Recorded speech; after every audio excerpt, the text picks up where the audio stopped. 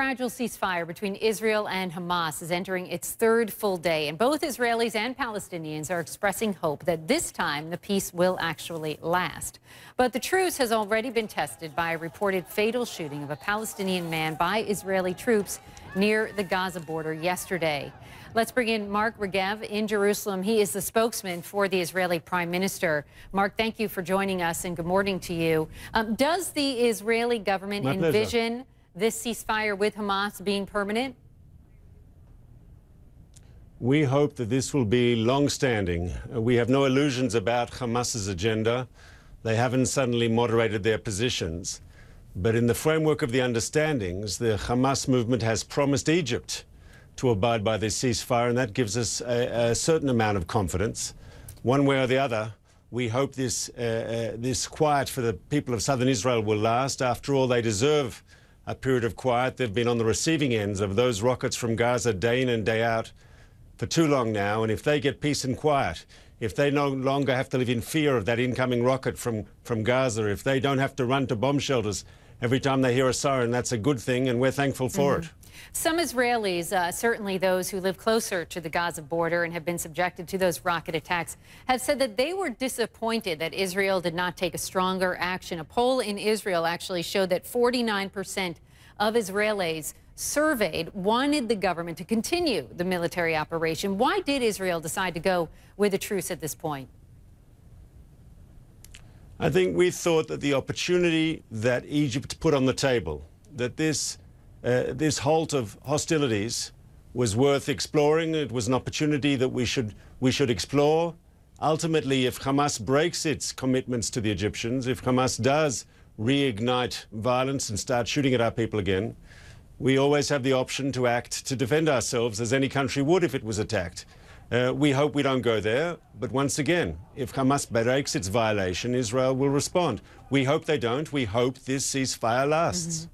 Israeli Prime Minister Benjamin Netanyahu has said that Israel will not hesitate to take strong action in the future if it's necessary. Could that involve a ground invasion? Is that still on the table? If Hamas breaks its commitments to the Egyptians, if Hamas does escalate the situation again, I think, in fairness, I'd have to say that all options would be on the table. Because then we will say that we've given diplomacy a try and diplomacy didn't work. And no government would sit idly by and see its civilian population targeted by terrorists shooting rockets into our cities. No one would stand for that, and we won't either. The biggest challenge, I think, to this quiet is, of course, Iran. Because Hamas's arsenal of missiles, those weapons that were fired at Israeli cities, has been substantially depleted because of our surgical strikes against their arsenals, against their military machine, and they have very few left. And so I don't think they have a lot of motivation to start another round now. Of course, the government in Iran will do what it can to replenish those supplies and try to rearm Hamas as quickly as possible. And therefore, it's very important for us, for the United States, and hopefully for Egypt, to act in a precise way and prevent Iran from rearming Hamas. Hamas is claiming victory here in getting this truce. How do you see it? Did Hamas score a victory? I mean, even after the truce was announced, there were several rockets that fell on Israel.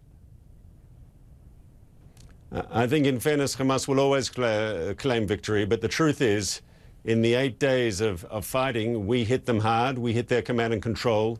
We hit their missile stocks. We hit their communications. We hit their organization. We hit their military machine.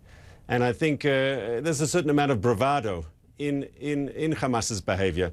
We didn't want this conflict in the first place. We wish we didn't have to defend our people. And we hope now the quiet will prevail and that there will be no need for Israel to act to protect our civilians.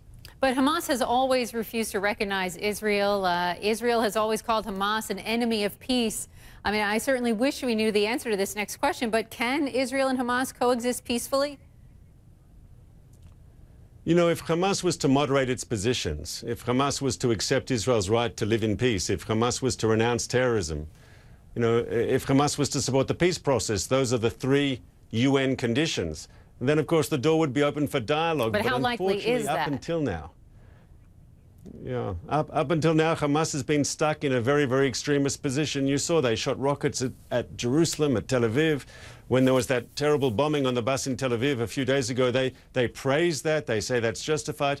There's not a lot of information to suggest that Hamas is in any way moderating its position. And so I think we'll have, for the time being, we'll have quiet in the south based on Israeli deterrence and based on Egypt's involvement and the promises Hamas made to Egypt to keep the quiet. Mark Regev, thank you so much for talking with us this morning.